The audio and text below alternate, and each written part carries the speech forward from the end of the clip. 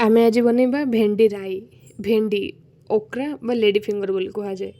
ଭେଣ୍ଡିରେ କିଛି ଭଲ ଗୁଣ ହେଉଛି ଏଥିରେ ଫାଇବର ଥିବାରୁ ହଜମ ପ୍ରକ୍ରିୟାକୁ ସହାୟତା କରେ।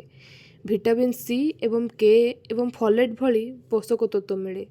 ଏଥିରେ ଆଣ୍ଟି ଅକ୍ସିଡେଣ୍ଟ ଥାଏ ଯାହା ଶରୀରର କୋଷଗୁଡ଼ିକୁ ସୁରକ୍ଷା ଦେବାରେ ସହାୟତା ହୁଏ। କ୍ୟାଲୋରି କମ୍ ଥିବାରୁ ସନ୍ତୁଳିତ ଖାଦ୍ୟର ଅଂଶ ଭାବେ ଖାଇପାରିବେ। ଭେଣ୍ଡିରେ ପାଣି ଓ ଫାଇବର ମଧ୍ୟ ଭଲ ପରିମାଣରେ ମିଳେ।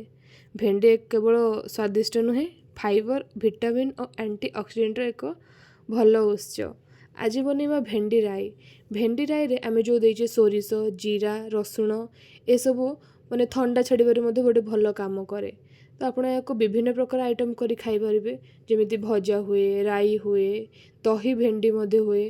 ଏମିତି ଅନେକ ଅନେକ ସେଫ୍ ମାନେ ଜାଣିଛନ୍ତି ବିଭିନ୍ନ ପ୍ରକାର ଆଇଟମ୍ ବନେଇକି ଖାଉଛନ୍ତି ଏହାକୁ।